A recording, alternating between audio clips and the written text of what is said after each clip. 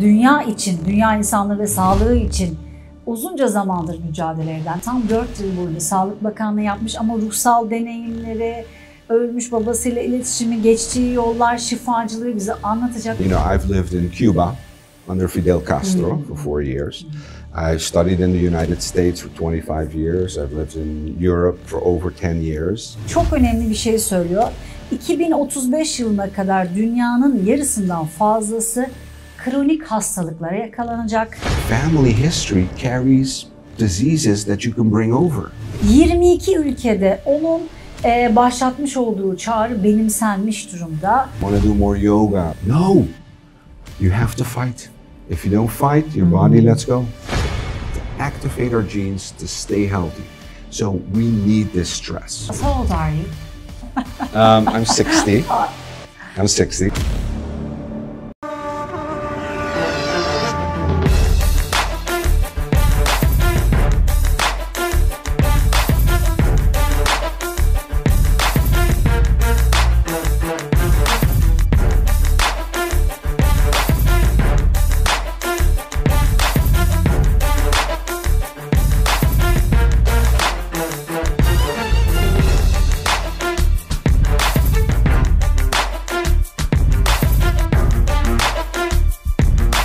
Masa Sohbetlerinin yeni bölümünden herkese sevgiler.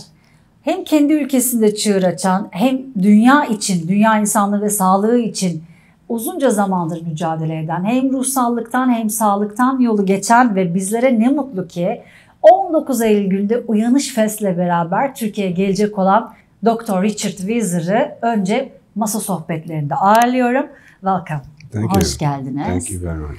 Şimdi Dr. Richard Visser, Aruba'nın eski Sağlık Bakanı. Tam 4 yıl boyunca Sağlık Bakanlığı yapmış ama ruhsal deneyimleri, ölmüş babasıyla iletişimi, geçtiği yollar, şifacıları bize anlatacak o kadar çok şey var ki.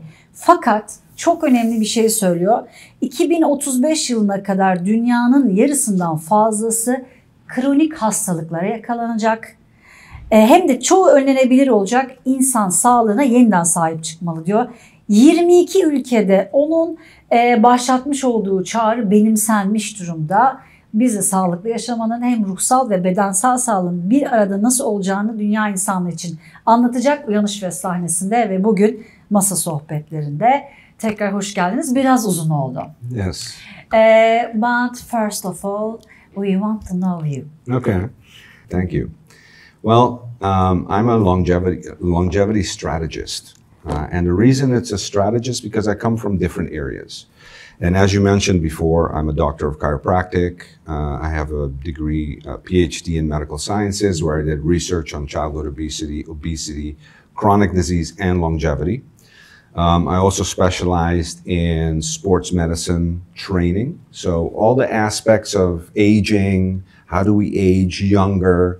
How do we get older? And, you know, in aging, we have two parts. We have the, you know, longevity part. How long do you live?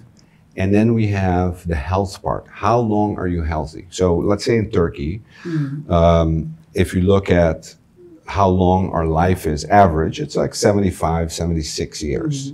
But how long are you healthy is around 63, 65. So after 63, you're sick for the next 10 years before you die. So we want to increase that and increase the end result. And that's, the research now allows us to do that. And that's kind of my background. And like you said, like you also said, it comes with different parts. It comes with the physical part. We have to know medicine. We have to know what we test. We have to know all this stuff. But on the other side, we also have to be spiritual. We also have to, you know how to be tribal and sit in our tribes and how to eat healthy, how to be healthy. So all these things come to play in what I do. And so it becomes very interesting. It becomes very specific. It's not just, hey, let's eat healthy and let's walk a little bit. No, it's very specific what we have to do to age successfully. And this is why, you know, we study the blue zones where people live longer than 100 years. And we study what happens. What are they doing differently than we are? And one of the things that we're seeing is what you kind of touched upon is that we are in our society, and you know, I've lived in Cuba under Fidel Castro for 4 years. I've studied in the United States for 25 years. I've lived in Europe for over 10 years. Now I'm living as a doctor? Yes. Now I'm living in Turkey for 3 years. And so I've really experienced all these healthcare systems. And what I've seen, and you know, when you come as a minister of health and sports, I've worked with the World Health Organization, the United Nations, all these organizations. And what I've seen is that the system is broken. The system.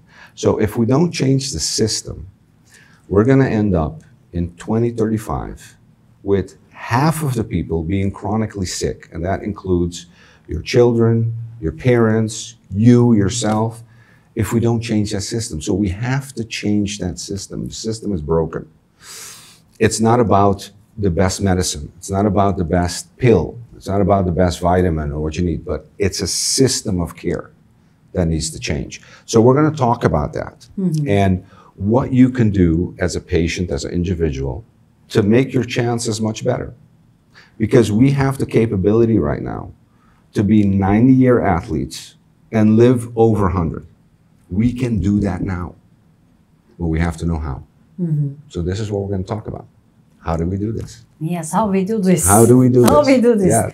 Siz Sağlık Bakanı olmadan önce bazı bir şifacı oldunuz, doğru mu? Sağlık Bakanlığı yapmadan önce. Doktorluğun dışında enerjiyle de çalıştınız, doğru mu?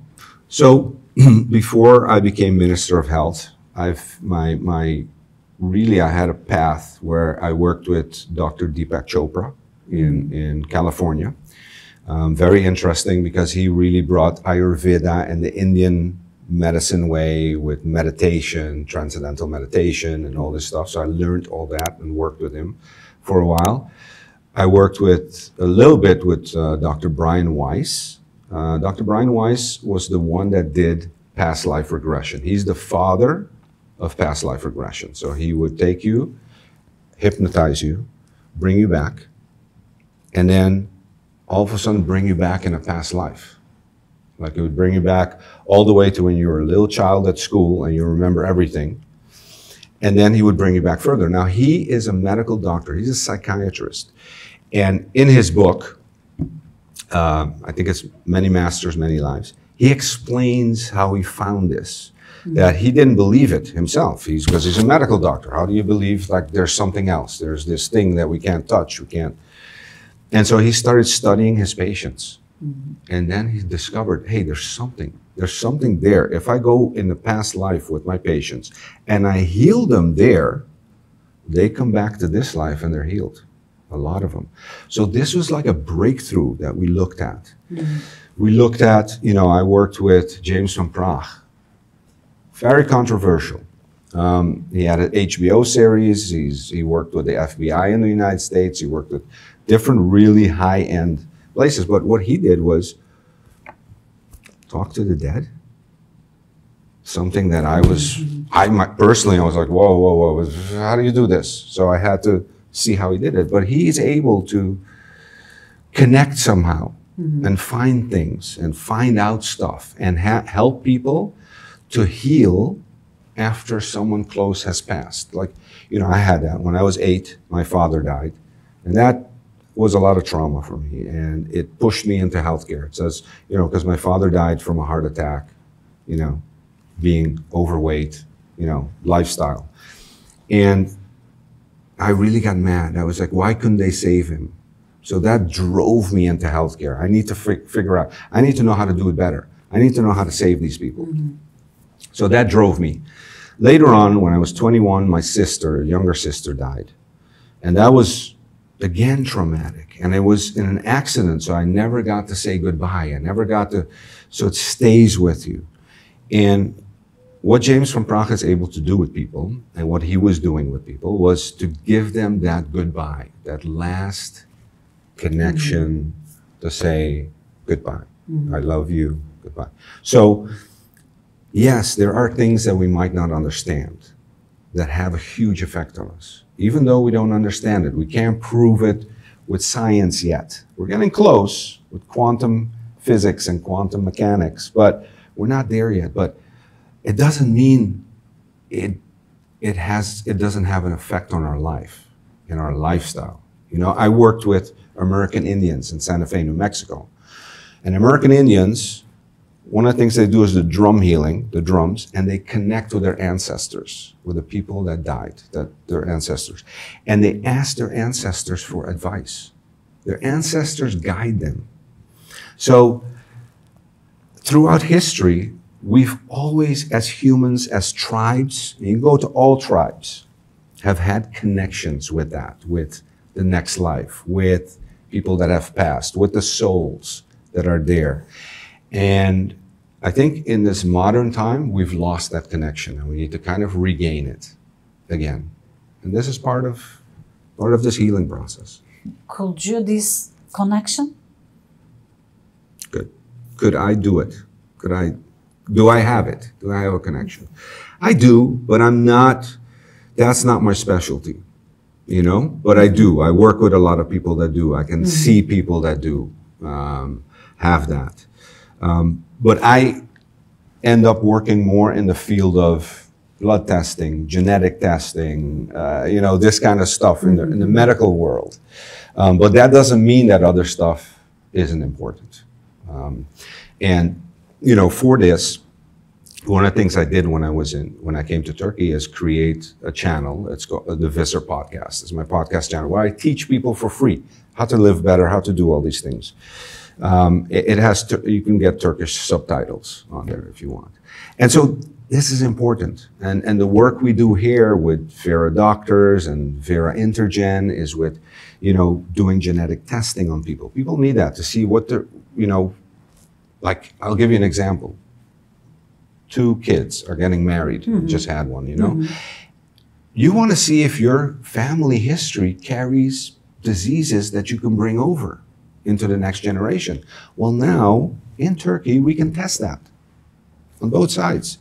We can test it and then do something about it before it happens so that your children don't have to have genetic diseases or genetic defects because the parents brought it in from their genetic history. So we can do, you see, technology has gone so far now that we can do all that. And that's one of the things we do at Vera Intergen. So these are the things we can do now. We can do a lot.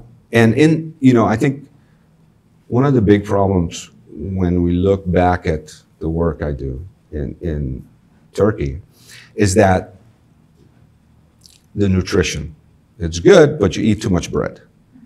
Too much bread. And, you know, and even with my Turkish friends, even when the bread is hiding, like, you know, in an Iskender, you can't see the bread, but it's underneath. It's bad bread, okay? It's not good. So, yeah, so the bread is a big problem here. That's why we have, you know, the people.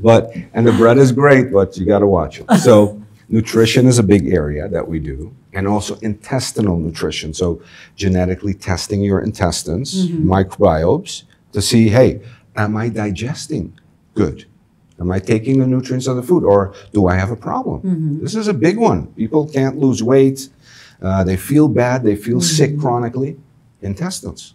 So this is what we need to test. And we need to have the right tests for seeing if you have heart disease. You know, a lot of people in Turkey have heart disease because you have a big overweight, obesity problem. And heart disease is 20 years in the making, 20 to 30 years before you have a stroke or heart. In that time, you have to be able to see, hey, there's a problem. If you do the right tests. And they do not do the right tests. So we have to educate the people to ask for the correct tests. Otherwise, they don't see it. And all of a sudden, you could have a test every year. So, hey, my doctor says my test is good every year. And then all of a sudden, heart attack. Why? I test every year. Because they don't do the correct tests. So these are the things we have to look at. So there's a lot of stuff that we have to look at. And this is real world, right? Then we have to look at, how is my tribe? How do I live with the people around me? What's the energy of the people around me? Am I surrounding myself with positive energy? Or do I have to get all these evil eyes to protect me? You know, you don't want to have too many of those. One is good, but too many means you have too much problems. So you need to have a good community around you, right? With positiveness, positive energy. And then you need to really work on your own energy. Know where your issues are. What's, you know, with your family, with people that have died, with things that you haven't forgiven yourselves for. You know, a lot of us, we don't forgive ourselves. We have to just, this life is short.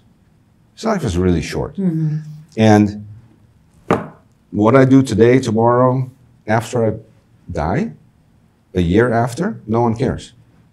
Well, because I talked this or I did that, no one cares. So we have to keep it in perspective. And, you know, we have now serious depression. Even under children, a lot of depression, a lot of anxiety, a lot of ADD, ADHD, all this stuff. We need to resolve this. We need to, these are things, patterns that are not good for our energy.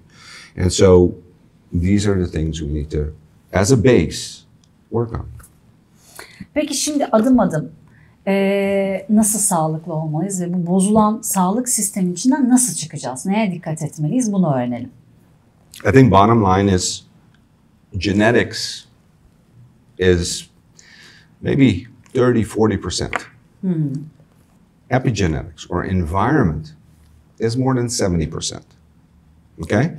So we can influence our genetics. We are not bound to our genetics, but it means that we have to change our environment. And this is one of the things we did in the island. When I was minister, I got 22 countries, the WHO, to sign this mission. And it was the Aruba call to action and to change the complete environment. So we had to get education on board. We have to get the doctors on board. We have to get media on board. We have to get the business sector, private sector, government sector, all the sectors, educating them in the same way and saying, how do we change? How do we change the environment around our people to a healthy environment so that health becomes the natural state of being? And it means making a lot of changes. And we did that with 22 countries and it was successful. So this is part of it. Okay, but how do we do this individually? I think individually, the first thing we have to do when we age, we have to realize that there's a couple of things that we lose. We lose muscle. We lose. After 30, 40, we start losing muscle. You see old people, they're very fragile. You know, they're very, they can't move, they can't stand. This is what we do. So we have to maintain muscle. That's one. We lose, especially women, bone density in the bones for breaking, you know, hip. If you, and it's especially after menopause, so perimenopause, menopause, then bone density for women goes down, muscle mass goes down. This is dangerous, so we have to do something there. Bioidentical hormone replacement therapy is one of them, things we do. But what does this mean? It means this. After 60, 65, if you break a hip, half of the, and everyone falls, right, when they're older. Everyone falls when they're older. They break a hip after 60, half of the people that break a hip will die within 1 year. Half. It is the biggest cause of death due to trauma after 60.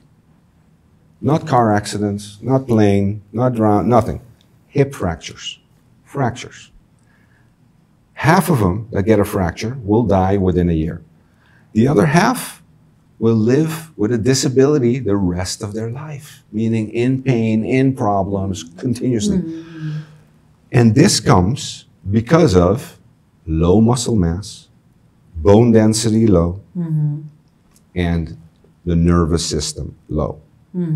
So these are the things that we now know that we have to improve for people above 60. And we have to work on it when we're 40, 50, not late. We have to work on it before. So resistance training needs to be in, okay? We have to go and strengthen our bones. We have to strengthen fast twitch muscles. So plyometrics, we're gonna talk about plyometrics, how to do plyometrics. These are, you know, when you see young people can react very fast when they fall, they react, they Older people, when they fall, they don't react. That's plyometrics. That's because the motor nerve unit, from the brains to the muscle, is slow. It's not innervating. They can't move quick. They can't change direction quick.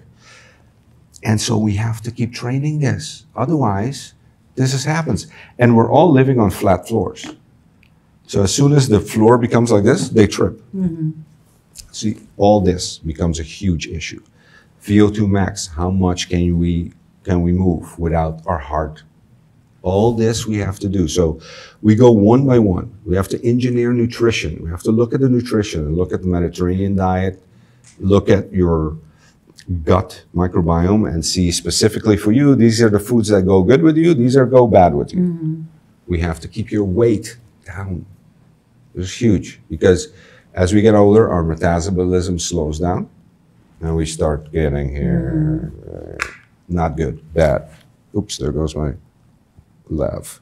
So these are the things we really have to focus on.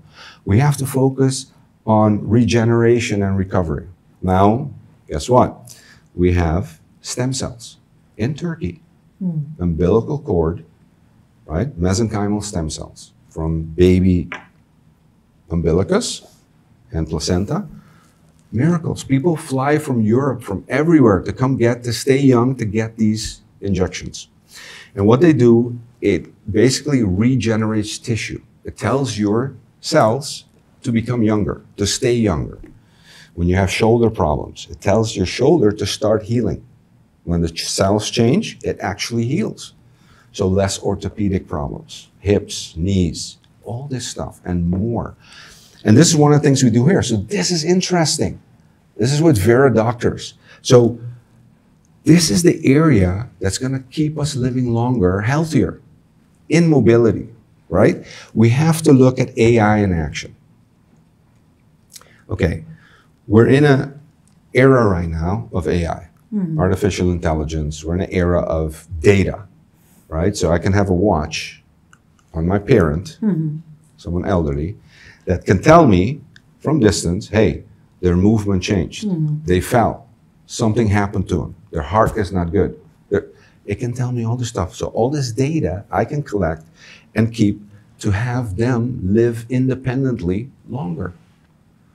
So we can manage that from a distance. And then I just have to send a nurse to check on them. But I don't have to put them in a home. I don't have to put all this care. I can develop this with the AI to basically, the AI can help them, coach them to eat better, coach them to train better, remind them to take their pills. All this stuff is going to help us be independent longer. And that's what we want. We want to stay independent, living on our own, till in our 90s, even 100. Okay, and now what we're seeing is at 60, 65, 70, people need help. It's too early, too young. What are we doing wrong? And this is the system. Okay, this is the system of taking too much antibiotics, too much medication. And medication is good, but it needs to have a purpose. You can't just, for everything you have, take medication. It's not good. So really we need to figure out, hey, how do we change the system to optimize people living better, healthier, and longer? Would you tell us, how old are you? Oh my God. I'm 60. I'm 60. And I train very hard every day in the gym. And I, take my vitamins and everything. And, I get surprised sometimes. I'm in the gym and in Turkey, of course, and I get some of these friends of mine. Well, now they know me, but before they didn't know me, and they would come up to me and they go, yes, I used to do that when I was young. When I was young, I'm like, when you were young, how old are you? I'm 42. I'm 40. Like, how old I am? No. Wow. What are you, 40? No, I'm 60. No. They're like, no, impossible. You never look like at this age, you never look like. It's Caribbean. It's the Caribbean thing. But it's taking care of yourself. We can all do this better. It doesn't mean that when you reach 50, 55, that you start thinking like an old person, that you start walking like an old person, that you start moving like an old person. We have to train for this. There's specific trainings. I'll do trainings with older people and say, okay, I want you on the floor, laying, and get up quickly with one hand. If they can't do that, then when they fall, they cannot get up by themselves. This is a problem. We need to do this when we're 90. Or I'll tell people, I want you to just stand and put your sock, without leaning, put your sock on. If you have to lean, if you're falling, already your motor nerve unit is weakening. It decreases after 40, 30% every year. So we have to train it, and there's specific trainings you do for that. And it's not Pilates, it's not yoga, it's none of those. It's a specific training to train the nervous system. Specific training to train the muscles to stay stronger, longer. So yes, yoga is great. Pilates is great, but not for this. For this, what kills you, we're gonna have to do a different training that you're gonna have to adapt. And especially for women. When women get older, they think, oh, I'm not gonna touch weights. It's too heavy. I'm not gonna do any, I wanna do more marathon running. Or I wanna do more yoga, soft. No, you have to fight. If you don't fight, your body lets go. So these are the things we have to teach. Şimdi Türkiye'de son zamanlarda bir şey var. Çok spor yaparsanız da kasları, işte bu beden makinesini yorarsınız ve aslında bir şekilde zamanı da harcamış olursunuz. Spor yapmanın işte bir şekilde ömrü bitirmeye bir yaklaştırma olduğunu düşünen de bir görüş var. Buna ne dersiniz peki? Katılıyor musunuz buna? Yes, this is, I think this is one of the misconceptions that we have. Our genetics are millions of years old. It's only in the less than 100 years that we have everything at our disposal. Refrigerator with food, air conditioning in the house. Before that, we were in survival mode. Millions of years, we survived. Either we get eaten up by a lion or a bear, we have to defend ourselves in the caves. This is really our genetics. Those millions of years, that lives in our genetics, okay? So our genetics is not of the last 100 years. It's of all those other million years before. So we have to understand that we are built to have stress. We need to stress ourselves to grow, for our cells to grow, for our cells to heal. If we eat too much, we start accumulating weight, we get fat, we get diabetes, we get heart problems, we get brain problems. We break down because our body needs to have the stress of survival. So we need to feed ourselves just enough, but not too much. So in Turkey, people need to lose weight, a lot of weight, to stay healthier. Then your cells fight to stay healthier. If they have too much, they do not fight. It's over. They lay down and say, okay, kill me. They die. Same thing with training. We have to do resistance training. The people in the blue zones that live over 100 years, the reason they live over 100 years is because they're lifting stones, they're climbing up steep mountains. They are doing physical work. Now, we don't do that, so we have to go to the gym and pretend like we're doing that. So we need this to stimulate our hormones, to stimulate our cells, and to activate our anti-aging genes, to activate our genes to stay healthy. So we need this stress. And the stress is only a little bit. It's an hour, 2 hours a day. But we need that stress, that shock. The other thing that we also do is cold plunging. Have you ever seen people go into freezing water? Freezing, military? This resets your brain because it's that stress again. The stress that we need. We need that stress. Not chronically, but we need that stress. Every little bit, boom, stress, stress. Same with our brains, same with sleep. We need the stress and we need recovery. So one of the big things that I think a lot of people miss is good sleep. Sleep is key. If you don't sleep long, 7 or more hours, and you don't sleep deep, you know, you have now these watches that can measure how deep you sleep, your rhythms, then your body and your brain don't have time to reset, don't have time to rebuild, and you start breaking your whole system down. So sleep is one of the big ones that we have to get right. Besides training, besides nutrition, sleep is huge. The other thing is stress, cortisol. When we're stressing about everything, our lives are stressful, right? And it's internal stress, so we have to know how to deal with stress. And there's systems that have been developed over the years, over the centuries, and also with the military, where we can handle stress. We have 3 types of stress. This is very general. You have immediate stress, like I come on this show, let's say it's my first time on TV and I'm like, right? So there's a way I can breathe to calm down my internal system immediately. So I don't freeze. Because of these old genes that we have flight or fight. It's in our body. When we get scared, we either freeze or we move. And in order to do this, what our body does when we're scared like this, immediate scared, it shuts down all the systems and puts all the blood in our legs so we can run or fight. So all of a sudden, when I'm stressed like that, if we get stressed like that, we can't talk. We can't produce, our mouth gets dry, right? We can't think. I don't remember my speech. I'm like frozen. This is because this system is kicking in, right? And so what we do is we have a special breathing system. Within 30 seconds, I can be back.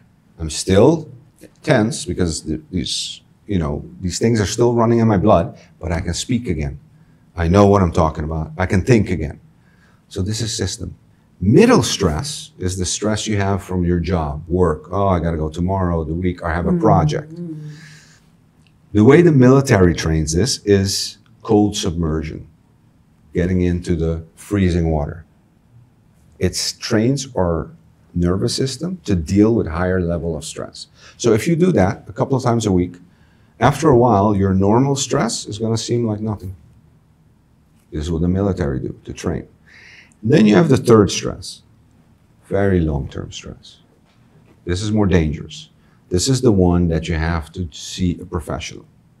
You have to see a psychologist, you have to see a psychiatrist, because there's something chronically wrong that is dangerous. And these dangerous chemicals keep coming down into your system. So we really have to modulate this. And this is where transcendental meditation comes in. Learn how to meditate. And it's a system. You have to learn it. It's not just close your eyes and, oh, I can meditate. No. It's a system, step by step, that you go through to learn how to meditate. Self-hypnosis comes into play here. You know, connection with the spirit comes into play here. These are things that help you through this. And this is a mind, you know, the other frontier, the mind frontier, so that our mind doesn't age. Our brain doesn't age quickly. That we keep that connection open to the universe. And so that's a very deep topic, interesting topic that we can go on forever. But these are the things that play big roles. Peki sizin şifacılık yaptığınız dönemde, hani sadece bedenle ilgili değil, ruhla da ilgili, ruhani olanla, ilahiyatla bağlantıyla da ilgili, şifacılık yaptığınız dönemde negatif enerjilerden fazlaca etkilenip ya da o enerjilerin üzerinize yapıştığınızı hissedip şifacılar bir mesafe koydunuz, doğru mu o bilgi? Yes, I think you have to protect yourself from negative energy, and you have to protect yourself also from people taking all your energy. Okay, so one of the things that I had a real big practice with a lot of patients, and I was really feeling drained from the energy going out and not coming back in. So you have to protect yourself against that. I think also you have to protect yourself against negative energy around you. When I was Minister of Health and Sports, I mean, half of the people loved me, like almost like a god, and the other half wanted me almost dead. Because it's politics. Okay, so you have a lot of negative energy that you have to deal with. So you have to be able to surround yourself with people that you trust. You have to be able to surround yourself with positive energy, protect yourself, and take the negative energy, realize that it is negative energy and that it's not real. You know, I mean, I think the biggest danger for us now is social media. We go into social media and there's a lot of negative coming, okay? If you put yourself out there, oh my God, you get haters, you get people, negative energy. You got to really protect yourself from that because it will and can affect you, okay? So you really have to, and you don't have to isolate yourself, but you have to put it in its place and know that, and come back to your true purpose every time. So one of the things that I think people need to practice is to find their true purpose. And there's a system, a Japanese system called Ikigai, where you kind of find your true meaning in life, your purpose, and something you can hold on to. You need an anchor. You need a North Star that you can hold on to when things get really rough and negative, that you can hold on to and you know, okay, I'm solid. I'm okay. Okay? This is just part of life. And it will pass. It's not going to stay. After the rain comes the sunshine. Okay? These are things that you have to repeat to yourself. You have to have incantations, positive messages that you give yourself and that you allow yourself to take. And a lot of times, it's also a function of us feeling guilty about something or us being vulnerable, or they hit a button. They hit something that affects you, you know? And we all get affected differently. And that's why we have to do this spiritual work. We have to do the mental work because we all have a subconscious that holds things that we don't know. See, there's things that I know. Like, I know I can drive a car. Oh yeah, I know I can drive a car. There's things I know I don't know, which I know I cannot fly a plane. So I know I cannot fly a plane. And then there's the area I don't know that I don't know. These are blind spots. And these are the spots that affect us. These are the spots that come out when someone says something to like 3 people. Someone says something to 3 people. This one laughs. That one is just, meh. And you are like ready to attack. Why are you ready to attack? Why are you so different reacting? They touch something that you have no control over. That is a reaction. You just, and so you have to clear those things. You have to work on what are those things. You have to start questioning, hey, why did I react like this? What does that say about me? Not about the person, because the person just says something. But I reacted violently, or I start crying, or I have this reaction that is strange, or it's not appropriate. So I have to start questioning myself and say, okay, where's this coming from? What happened to me? Why is this affecting me this way? And so this is part spiritual work, part inner work, part, working with your past. So it has quite, and it influences us. It influences our health, how we live. If we're going to get sick in the future, if we're not going to get sick, what type of disease? I mean, it goes that far. So we really have to work on it, and we have to develop that spiritual connection again. If we've lost it, we have to develop it as we age. It is so important. So, yes, I hope that answered some of the question. Peki Sağlık Bakanlığı yaptığınız dönemde Sağlık Bakanı olarak, şimdi isim vermeyeceğim ama bizim Türkiye'den sizinle tanışan siyasetçilerin dövmeli bakan mı olur dediği doğru mu?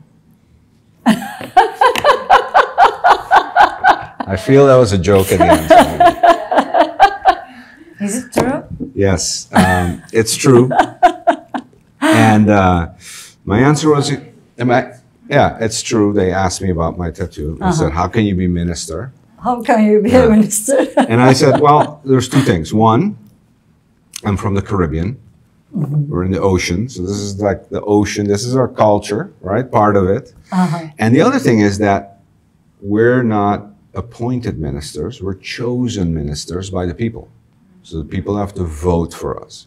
So once the people vote, they can't tell me I can't be minister because of the way I dress or what I think, because the people have chosen me. So they're stuck with me at that point. But I think the more important thing is, as minister and as you have that platform, and that's a powerful platform, what you do with that platform.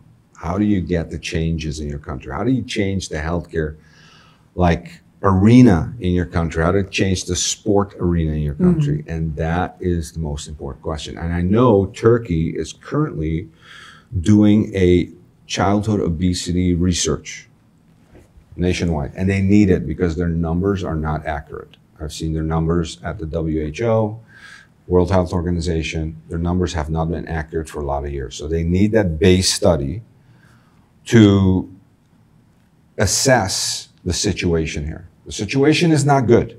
You have a big obesity problem under your children and also your adults, your elderly. So it also will indicate how much chronic disease you have. Heart disease, strokes, diabetes, how many people are on medication, how many people are really living a hard life because of preventable diseases we can prevent. So first we have to really do, and I applaud Turkey for this, for doing this. We did it in Aruba way back before I became minister, to really say, okay, where are we starting? How bad are we? And I know Turkey is pretty bad. So the numbers they had before the WHO weren't accurate. They're not. They're pretty bad. So once they have those numbers, they can start saying, okay, now we need to act. We need to do stuff. And we need to change the system, because the system is causing this, not the people, it's the system.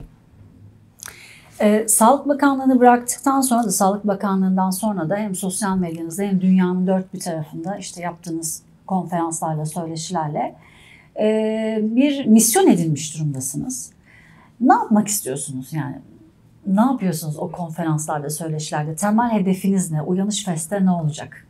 Very interesting. I think Turkey, after I got done, we started working, my wife and I started working on a virtual system. This was in 2013, okay? So a virtual hospital system. How? Because she came out of the hospital world, I came out of the medical world, I was Minister of Health. I actually interviewed 125 countries on their healthcare system, each to see how the positioning is, who's better. Which one is the best? None. None. It's, if you want the best system, Cuba has a system that's very good. Cuba. And it always comes up high. But they have no money, extremely poor. They don't have medication almost, but they still produce the cure for lung cancer that you use in Turkey. They still have a system where their citizens are healthier than most citizens around the world, even though they don't have the antibiotics they need. They don't have all the medicines they need, because they have a different system. So this is one key. Second, the United States is known for high medical care, right? Extreme high. You have to have a lot of money, and then you get the best.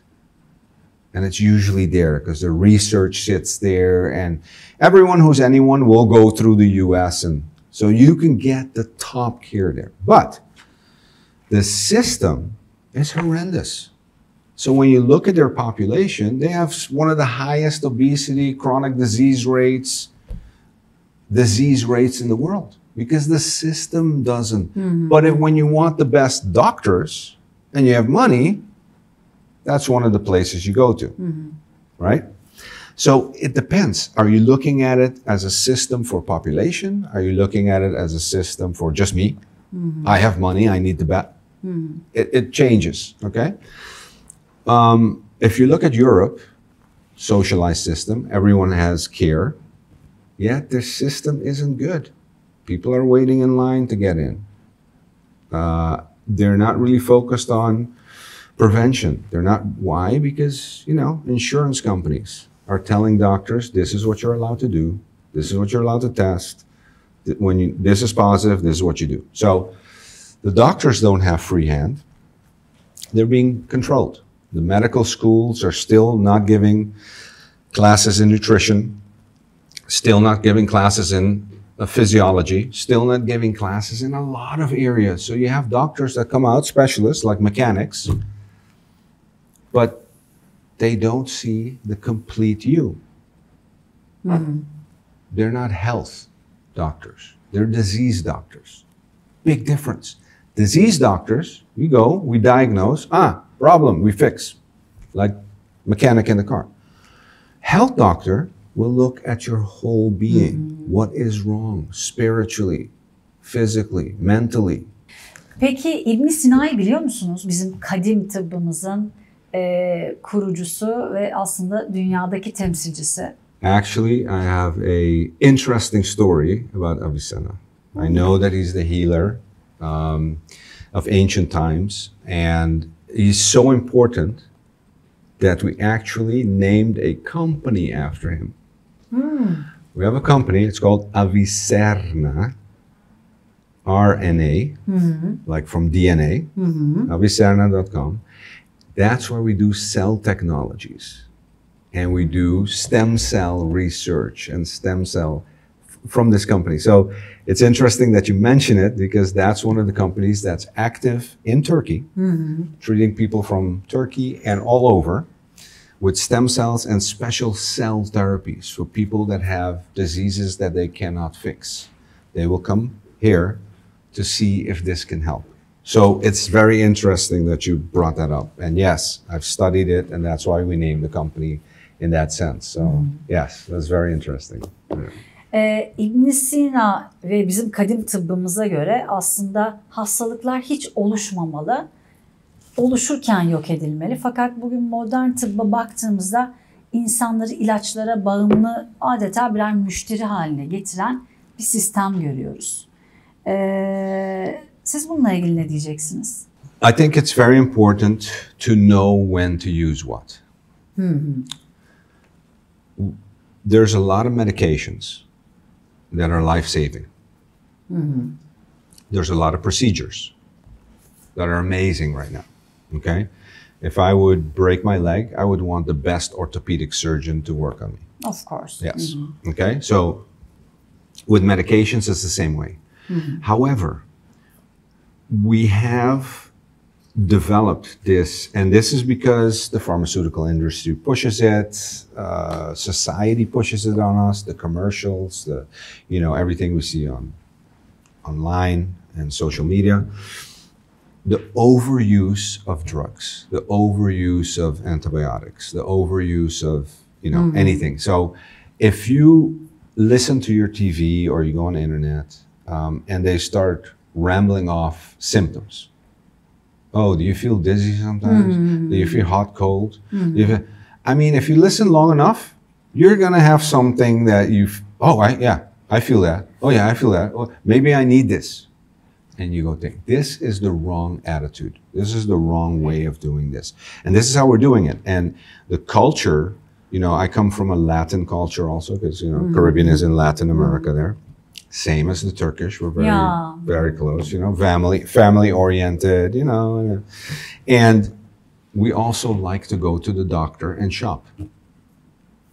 I go to the doctor, hey, I have this and this. You have medication for me? What's the newest drugs? What's the newest, I have a little thing. Give me antibiotic.